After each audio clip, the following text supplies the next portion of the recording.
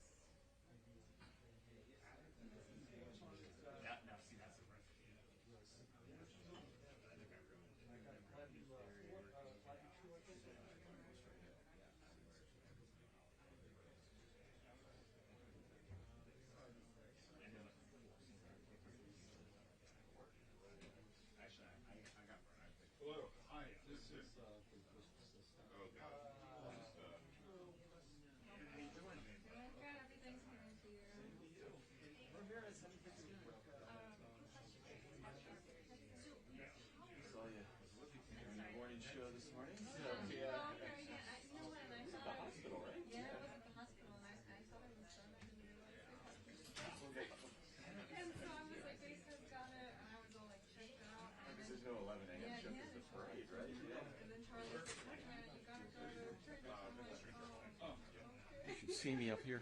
There's a mic test testing 1, 2, 3, 4. Microphone test from the U.S. Attorney's Office testing 1, 2, 3, 4, 5.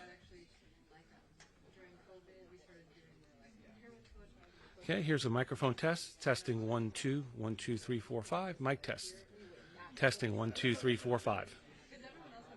What's that? You can't hear me?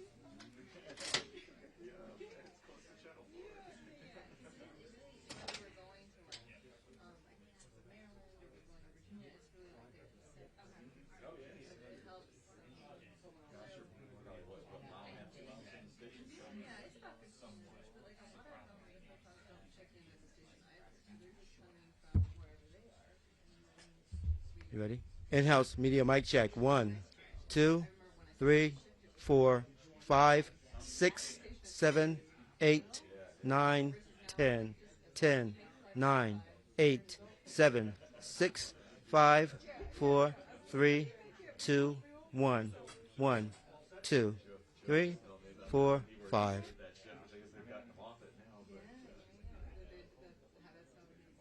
Good, yes, perfect.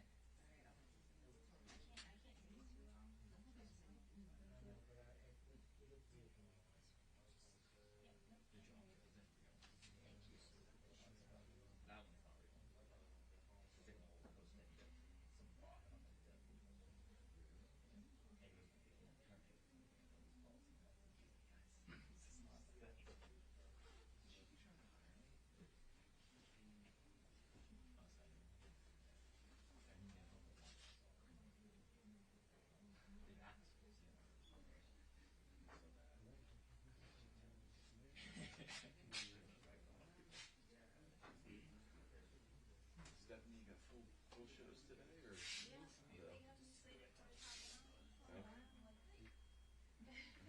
Like you're supposed to report top of 9?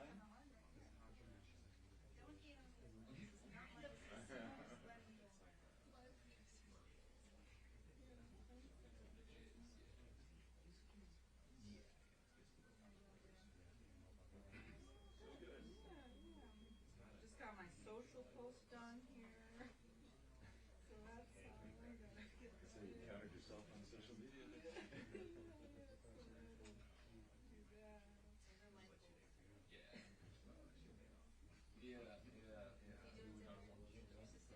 I used to live in the same building. Oh, really? I'm gonna see the folks on Saturday. We just don't even bother on Thanksgiving usually. But my sister will do it with my parents, you know. So up at the retirement community, you know. Everybody's good? Yeah, they're all doing it. But it won't be at the Silverton. It'll be at the Riderwood Senior Living Community. You liking your new location? Yeah. It is. Very fortunate. My sister. You got another dog. Oh, really? That's good. Yeah, Patrick still talks about your other dog. Yeah.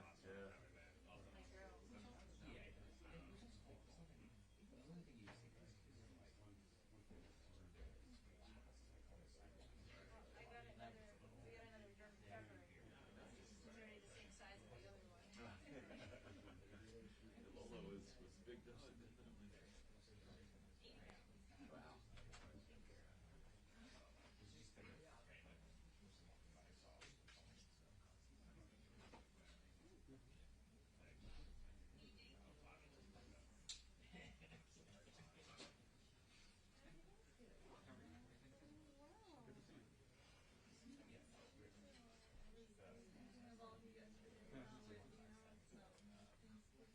Focused on the, giving back the food and then also the Christmas tree. Yeah, I'm doing good. I usually go to late for Thanksgiving from early in the morning, so it's my fourth time going. So I'm excited to go, and it's like him and all his like neighbors, and then it's like his like family, and like the kids at this dinner all come back from like college.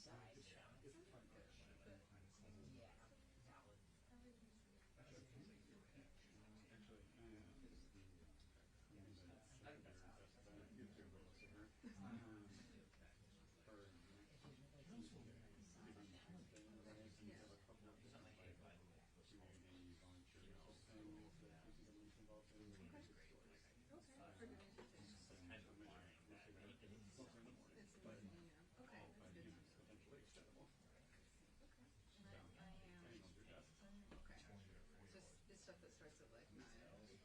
Yeah, or Okay. And I'll make it out. So I'm working tomorrow. But then I'll be off.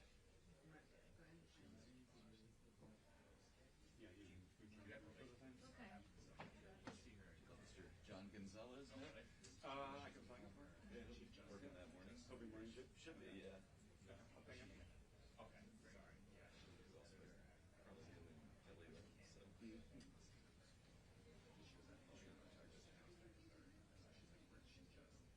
And I think if she's some years, we're going to be doing the morning shift in 2 weeks. So. I will be out of town.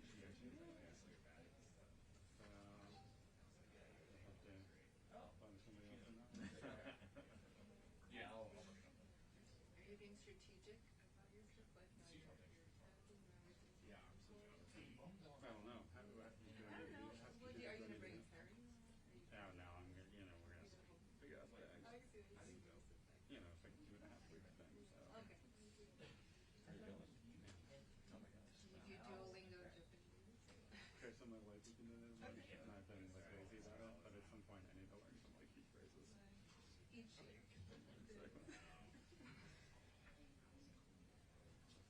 Niece in Silver Spring, she went to Japan with her school. Take Japanese. Nice. She loves it.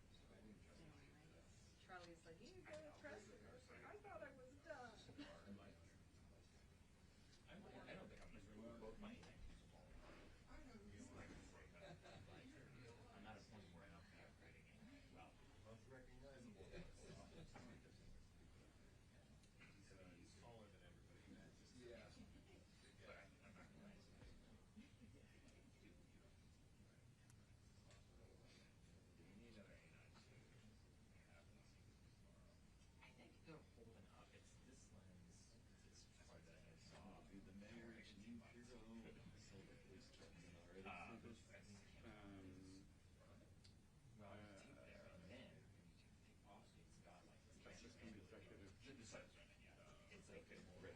Pirro. Yeah. Name slipped my mind for a second there. So just call him Chief. A lot easier. Smith was out of town, or I would have seen her yesterday. Yeah, I think so.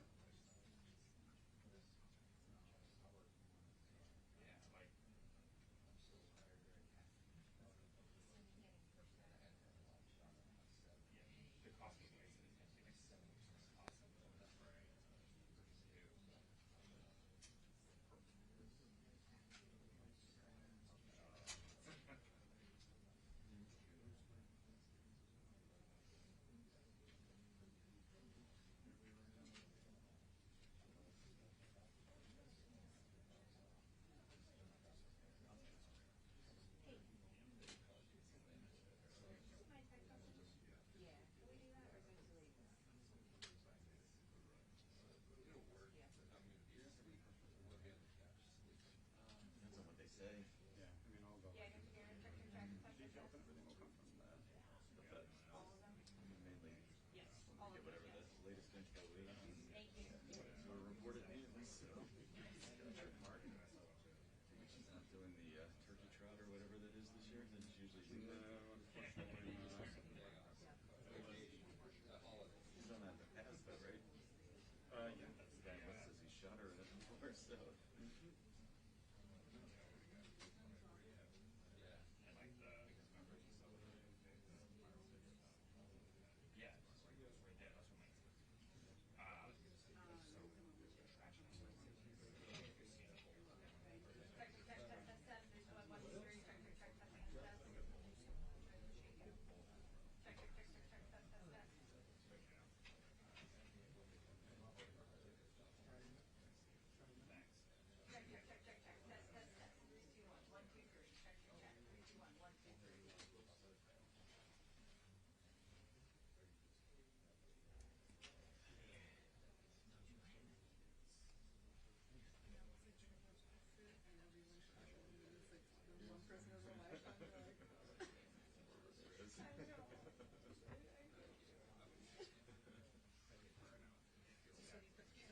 We understand. Yeah, we feel for you.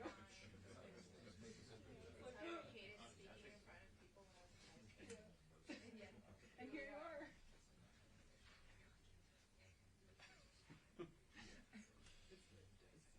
They're gonna be like, what the hell are you wearing?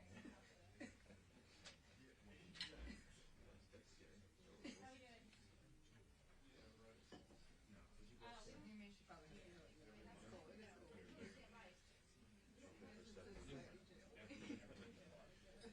Somehow doing this is like world. In front of other press than anything. Your sphere is right. Not like us, like, it doesn't matter what we think.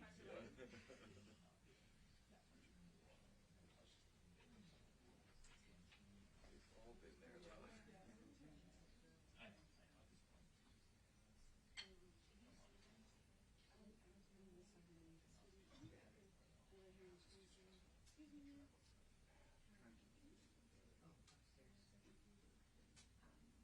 What do you need? Sure. We got it, we're good. And,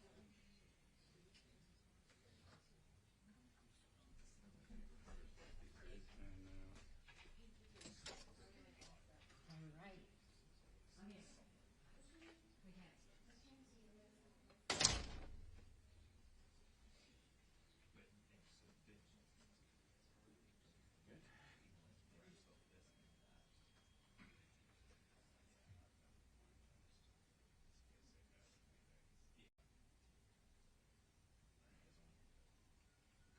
Well, ladies, we actually have now moved, so we are in the office of the U.S. Attorney for the District of Columbia, and as soon as that news conference begins, I will step out of the way, but right now, yes, at any moment that could begin with the U.S. Attorney for D.C., that is Judge Jeanine Pirro. We also have National Guard leaders, the FBI, D.C. Police, and D.C. Mayor Muriel Bowser. Now, just to recap here, it was around 2:15 yesterday, just blocks outside of the White House, when authorities say a targeted shooting, an ambush happened here on two National Guard members that we learned are from West Virginia. This was just outside of the Farragut West Metro Station by 17th and I Street Northwest. Now, this morning, Fox News is reporting, another parent station, reporting that through sources, the suspect worked with various United States government entities, including the CIA, as a member, a partner force, a member of a partner force in Afghanistan. They're naming that suspect through sources as 29-year-old Rahmanullah Lakhmwal, an Afghan national who came to the United States in 2021 under the Biden administration's Operation Allies Welcome, set up after the U.S. withdrawal from Afghanistan to evacuate and resettle Afghans during that time. Now, he apparently, the suspect, was in Washington State, the only suspect being named at this time, no motive at this time as well. Now, West Virginia's governor had originally said the 2 Guard members shot were killed. He walked back those comments. D.C. police and the FBI later confirming classifying the 2 military members in a news conference as critically injured. One of those members, we have learned his name, Mr. Wolf, named by his high school in a Facebook post, and they said that he was undergoing surgery in a critical condition. I believe his name is Andrew Wolf. The whole community is sending prayers across the country, prayers going out to these community members. Next, we have news 2,200 National Guard members in D.C. And from other states who've been patrolling and helping to clean up the district, deployed after the president announced a federal surge on the district. Since August, we've seen them across the city. The judge recently ruled that deployment illegal and gave the Trump administration until December to appeal. In the wake of the shooting, the president is now planning for 500 more National Guard troops to be deployed to the district. The Joint Task Force, we hear from them an update. And they also tell us, guys, the numbers of members and what they're doing. That also includes the education process. It looks like the official are going to walk in right now, so just step out of your way. So we can listen.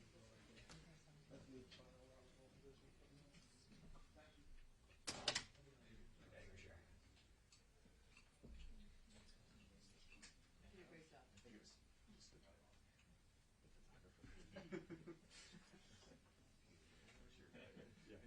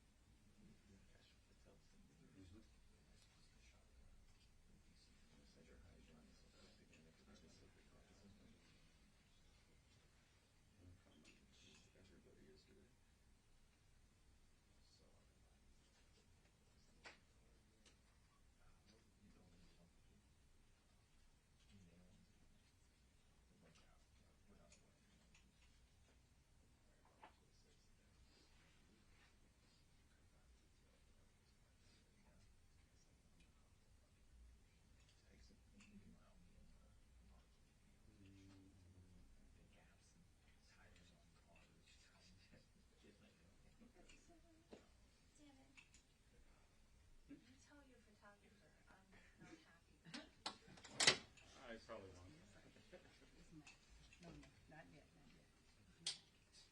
Mac. Where's Mac? I've seen it.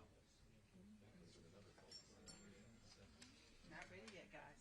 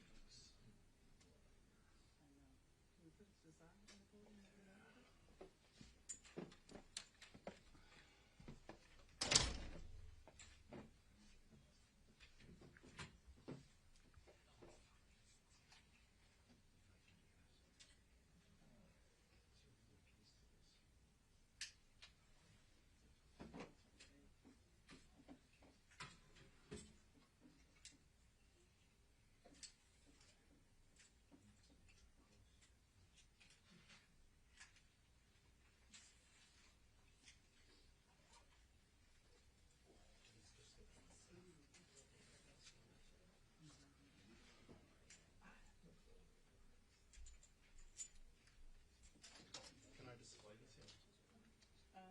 Hold on for 1 second. Turn the page. Hold on.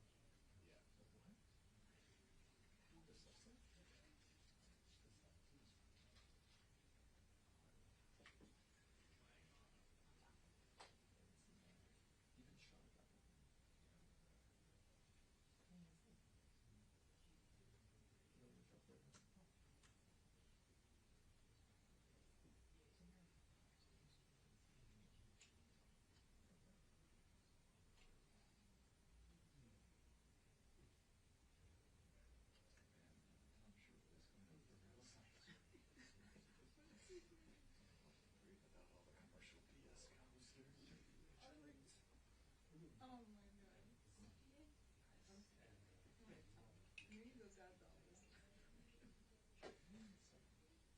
I'm sure when it's a kid. I see.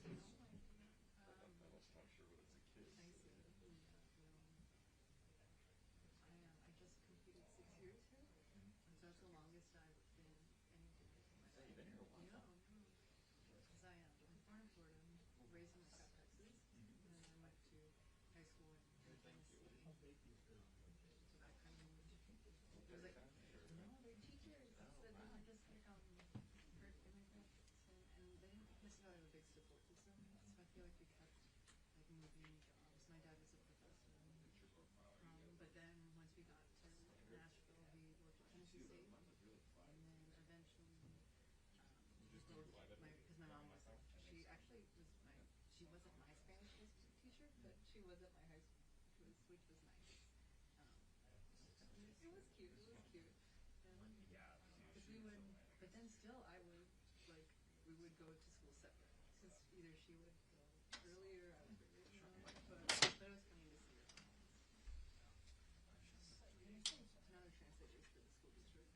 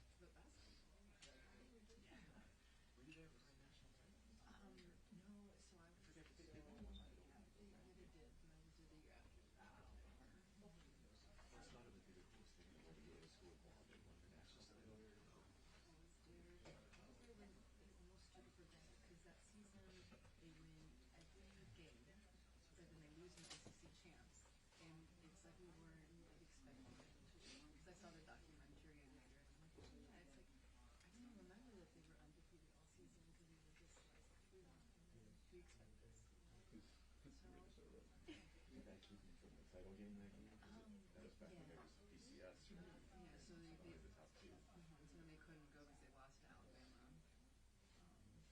But they talk about that in the documentary, that team, the pressure they felt like it wasn't letting, like the years prior the game was fun, and at that point they just felt this immense pressure of like we gotta do it again in 2 years. And then since then we haven't found a solid coach. Yeah, it's been struggles since then. Football, anyway. Yeah. It was great. I missed the American Basketball Championship by 2 years. So I saw the build-up to You saw it. the build-up Yeah. to it? Okay, so then it happens after the fact. Yeah, like I saw, like Wire, because it was still well known from reality shows, Yeah. but like I saw, his freshman, sophomore year, so I saw the nucleus that Okay, went like on to win it. forming, But okay. yeah, son played, who was a guard, whose son now plays for the team. But Oh, that's nice. That's a good official. yeah, I missed the championship by 2 years. Might be even the football team wins the ACC the next year, and I got murdered by Florida in a bowl game. But I was at it because I got a job reporting out of Naples. They played Florida. Okay. But Florida, we had a great team that year.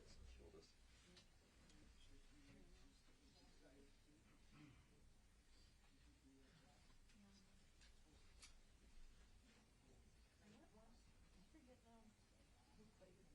You played against it was in the like the New Year's Day bowl in New Orleans. Sugar Bowl? The Sugar Bowl. Yeah. We have another one. We both teams was in a bowl, huh?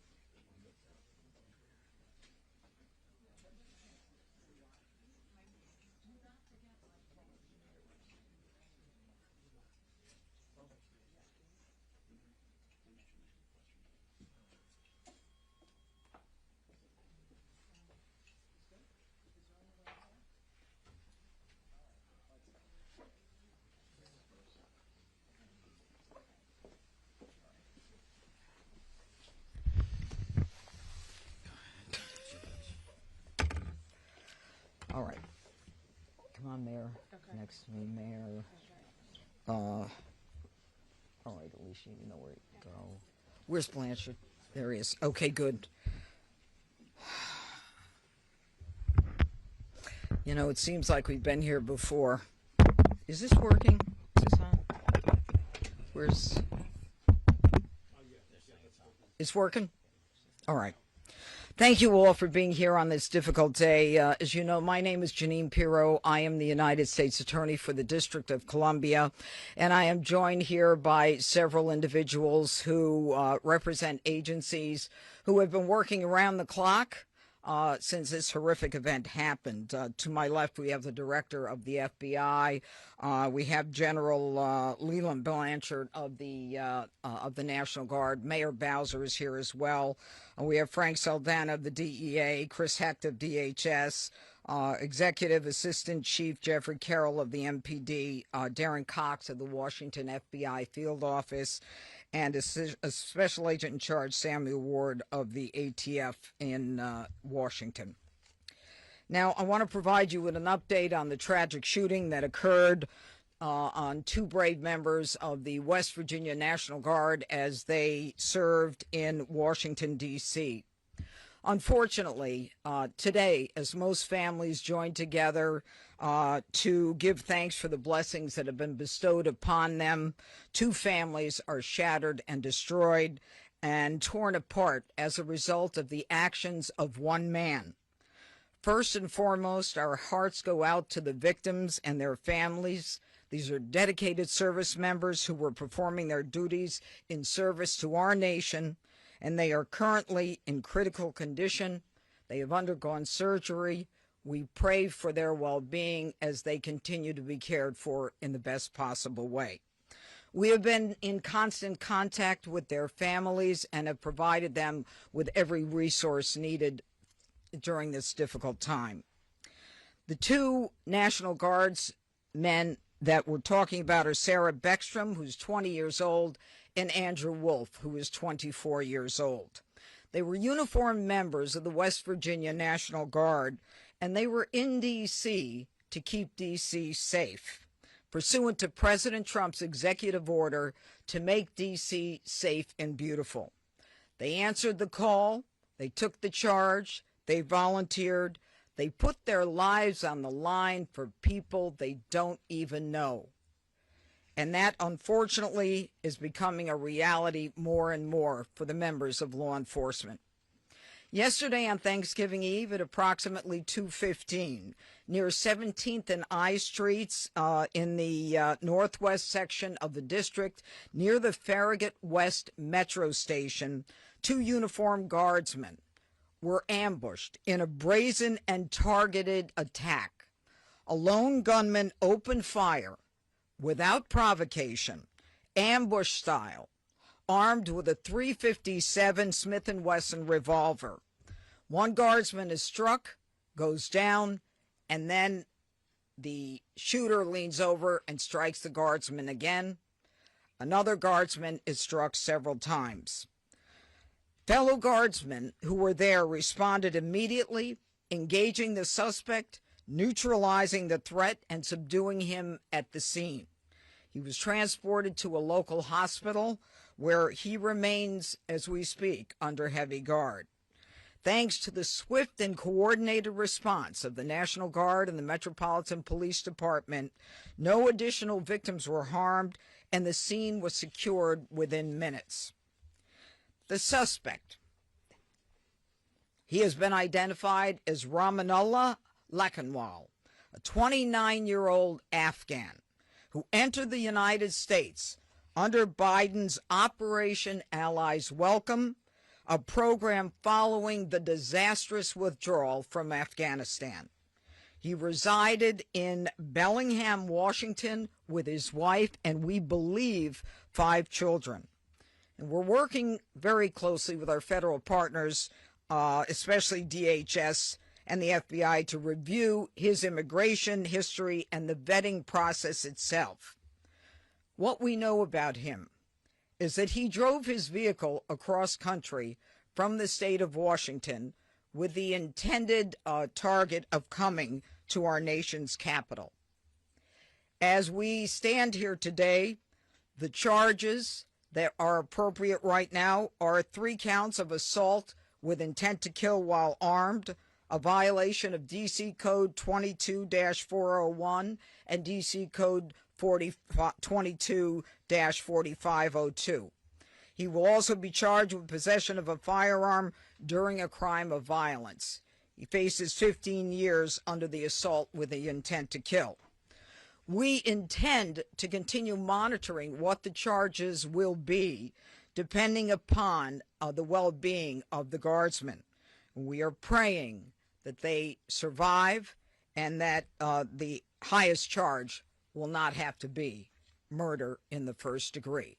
But make no mistake, if they do not, that will certainly be the charge, murder in the first degree. The Department of Justice, under Attorney General Pam Bondi, is committed to a thorough and an impartial investigation where we will hold this perpetrator accountable under the full weight of the law. Now, Sarah and Andrew volunteered. They came here to protect the people of the district, pursuant to a crime emergency that President Trump rightly declared in this city and in other cities across the country. Our nation's capital should not and must not be a place where evil comes to commit violence, whatever their cause or motive may be. We should not have to live in fear in the nation's capital, especially by one who came here from a foreign country. Through a process that was so absurd that he came through and released into this country, as many were, knowing virtually nothing about his vetting. This is what happens in this country when people are allowed in who are not properly vetted. These guardsmen and all who are here to protect the district are the line that separates a civilized society from a barbaric one. They are the ones who stand for law and order. This was not just an attack. It was a direct challenge to law and order in our nation's capital. And the individual will be made fully accountable. And though it seems that we have been here before under President Trump, make no mistake, and the Attorney General, we will not allow this to be normalized. It will be confronted, condemned, and prosecuted to the full extent of the law. Now, my message to the individual who committed these acts is you picked the wrong target, the wrong city, and the wrong country, and you will be sorry for the violence and the evil that you perpetrated in our nation's capital. And now I call upon the Director of the FBI, Kash Patel. Thanks, Judge. I'll begin my remarks and end my remarks the same way, with prayer for our fallen soldiers, prayer for our law enforcement community, prayer for our National Guardsmen and women, prayer for our brave prosecutors at the Department of Justice and the offices of the D.C. United States Attorney. We must come together as a nation, especially on this Thanksgiving Day, and remember the sacrifices that so many are making around the world and around this country to secure our freedoms under President Trump's brilliant leadership and administration. I'll provide an update on the case as follows. It is an ongoing investigation of terrorism. Make no mistake about it. The FBI is leading out on these federal assault on a federal law enforcement officer investigation on many fronts.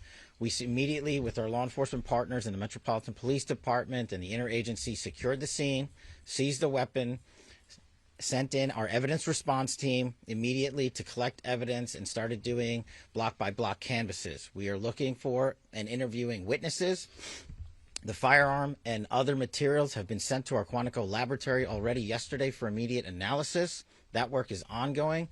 Partnering with the D.C. United States Attorney's Office, we have also executed multiple search warrants around the country to include the subject's last known residence, which is in the state of Washington. The search warrant was executed on that house last night or early this morning, and it is an ongoing process. All the individuals found in the house have been interviewed, and some interviews remain ongoing. We will not stop until we interview anyone and everyone associated with the subject, the house, and every piece of his life. There's also subject interviews relations conducted in San Diego pursuant to our ongoing investigation. So, as the judge noted, this is a coast-to-coast investigation being led right here in Washington, D.C., and this subject definitely did pick the wrong country. And we will rise together as a nation to show the world what we do here. And we are thankful that we have the Attorney General's brave leadership and President Trump's brave leadership and priorities to safeguard our communities. I also spoke to Director of the CIA, John Ratcliffe, last night, and Secretary of War, Pete Hegseth. There is confirmation now that the subject had a relationship in Afghanistan with partner forces. We are fully investigating that aspect of his background as well, to include any known associates that are either overseas or here in the United States of America. That is what a broad-based international terrorism investigation looks like. We will provide continuous details to the American public while at the same time not jeopardizing the ongoing prosecution to ultimately hold this perpetrator accountable in our courts of law. We will provide as much transparency as possible, but as you can see, the breadth and scope of this investigation will continue. We will continue to hit the streets and hit every town and every house and talk to every witness. The men and women of the FBI and the Metropolitan Police Department and the interagency, to include the Department of Homeland Security, DEA, and ATF, are working tirelessly on this Thanksgiving Day. And I know just by talking to the leaders behind me that instead of going on and being with their families, everyone rogered up and showed up to work today. And none of them want to go home. That's the resolve that we have together as a team to bring to you justice for this heinous act of terrorism here in our nation's capital. And as the judge said, we will ensure that our law enforcement partners are out there in full force to make sure the world can enjoy our nation's capital. We will not let this heinous act of violence prevent people from visiting our beautiful nation's capital. And we will also continue to highlight any evidence that we can publicly. And as the judge said, this individual is in this country for one reason and one reason alone: because of the disastrous withdrawal from the Biden administration and the failure to vet anyway, in any way, shape, or form, this individual and countless others. And this administration has taken the rightful step to stop any further allowance of people with this similar background into the country, and we're thankful for that. And as I said, this investigation remains ongoing, and I think I'll turn it over to General Blanchard of the National Guard now. Thank you. Thank you, Director.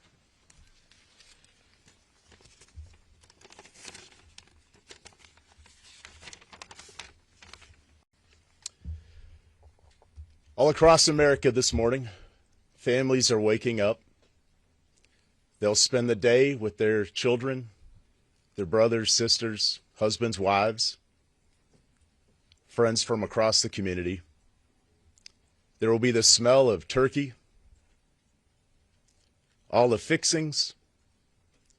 They'll watch parades, football games. They'll pray together. They'll talk about what they're grateful for.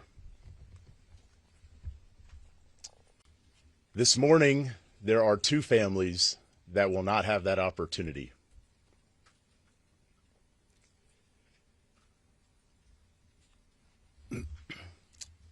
Andy and Sarah's families, they're spending the day reflecting on the past. And in the days coming, they'll reflect on and think about what could have been, what might be. Because regardless of the outcome, we know that their lives, their families' lives are all changed forever. Because one person decided to do this horrific and evil thing.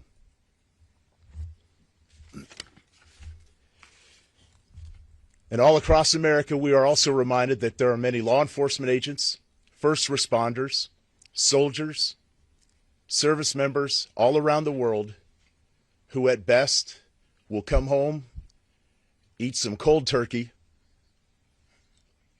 open up Tupperware, eat what's left over, because they spent the day defending the American ideals, getting out there and getting after it on every American citizen's behalf. I will say that the District of Columbia National Guard, this task force, is more committed this morning to the President's directive to make D.C. safe and beautiful. Our resolve will be tested. It is being tested. But make no mistake, each and every one of these soldiers and airmen will meet and exceed the expectation that we have for them. They are, in fact, America's best. I'm proud of each and every one of them. I pray for each and every one of them today, and in particular for these two young service members who are willing to go above and beyond and pay whatever price our nation asks of them. I ask every American today to keep them in their thoughts and prayers as you go about your day. Thank you. Thank you, General. Mayor, where's Mayor Bowser? Yeah. Thank you, Judge. I'm Muriel Bowser. I'm the mayor of Washington, D.C., and I want to associate myself with the remarks of our Adjutant General from the D.C. National Guard. I want to be very clear what the judge and everyone has reported here. Somebody drove across the country, came to Washington, D.C. to attack America. And that person will be prosecuted to the fullest extent of the law. These young people should be at home in West Virginia with their families. ATF, anybody? DHS? Anyone? Okay. I also want to say that both Sarah and Andrew, I believe, were sworn in less than 24 hours before they were shot on the street in Washington. Any questions? Could you drill down on a possible motive? Have you got any information and intelligence on a possible motive for the shooting? You know, as the directors indicated, this is a fluid investigation. People are working around the clock. It's too soon to say what the motive is, but there are definitely areas that we're looking into, but not ready to say. Can you characterize a little bit about how the assailant was taken down after he opened fire? Yeah, he got shot But by another guard? by another guardsman, yeah. And you mentioned earlier that he had the shooter had initially shot one of the guardsmen, then leaned over as they were Shot him again. Yep. How many shots are we? Well, the specific number. Look, he had a .357 Smith & Wesson revolver. Okay, so I believe that's a six-shooter. Yeah. So you know, that kind of tells us how many shots he had. Yes. Judge, you had mentioned we've been here before because we have. It was May when we were last Yeah. here. I want to ask if you could please comment to, obviously, we understand that you're saying this is under the Biden administration, and the words are that it was a failed withdrawal, and what happened there. There are people who are also upset with the president believing that the National Guard members should not even have been there if it were not for the executive order. I don't even want to talk about whether they should have been there. We ought to kiss the ground and thank God that the president said it's time to bring in more law enforcement to make sure that a city that had the fourth highest homicide rate in the country was that violence was quelled. I'm not even going to go there. A question for Director Patel. Was the suspect granted asylum, and if so, when did that happen, under which administration, and did authorities miss any signs, either in the asylum process or even back when he reportedly worked for the CIA? If you could talk about that. Well, you miss all the signs when you do absolutely zero vetting. And that's exactly what happened in this case. When you, in the prior administration, made the decision to allow thousands of people into this country without doing a single piece of background checking or vetting, that's how you miss every single sign. And Secretary Kristi Noem has put out details specifically related to your other questions, so I'll let that speak for themselves. Specificity of when he was granted, if or when he was granted asylum, if you could just clarify that timeline and. Yes, I believe Kristi Noem put that out, and that's a DHS matter, and I'll refer it to them. Could you elaborate on the investigative steps that were taken Sure. in San Diego? You mentioned Bellingham, Washington. Sure. Could you explain the San Diego connection? So what happened was, thanks to the quick investigation by the interagency and the FBI, we were able to track down his last known residence, working with the United States Attorney's offices here and at the Department of Justice and prosecutors across the country. We were able to serve search warrants literally overnight and through the night. All night. And we were able to hit the house in Washington State. During that process, we seized numerous electronic devices to include cell phones, laptops, iPads, and other material that is being analyzed as we speak. Pursuant to that investigation and any known associates of the subject and of that house is how we ended up in San Diego, where interviews were conducted and are going to be continued to be conducted. And we will go anywhere in the country or the world where the evidence leads us. Are there accomplices, relationships in San Diego you can talk about? All of that is an ongoing investigation. Can anyone give an update as far as Sarah and Andrew, who were injured? You say critical condition. Can you give anything beyond that? Are they expected to make it? Is it touch and go? Can you tell us a little more about how they're doing? And the full spelling of their names, please. It is Sarah Beckstrom, Beckstrom, and Andrew Wolfe with an E, Wolfe. Okay, and Sarah Beckstrom, How do you spell Sarah? Oh, S with an H. Okay. Now, with respect to their medical condition, as I said, they are receiving the finest medical care. Their families are with them now. They are critical. I think you understand the meaning of that. It's not clear, how this is going to end up. But let me be perfectly clear about how it will end up in this office. If one of them is to pass, and God forbid that happens, this is a murder one, period, end of the story. We are praying on a day like today when families come together in America and they hold hands around the Thanksgiving table. I beg you, I beseech you to pray for these two young people that they survive. Okay, I think that's it. Yeah. Thank you, everybody. Happy. Yeah, we're not going there. We're not going there. No, no. Thank you. Decision not to charge him as a terrorist? What about the asylum process that led him to get asylum under the Trump administration?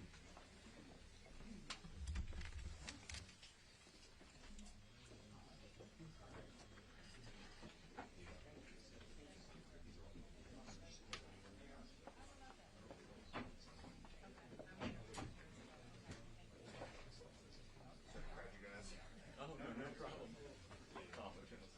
Oh, okay. You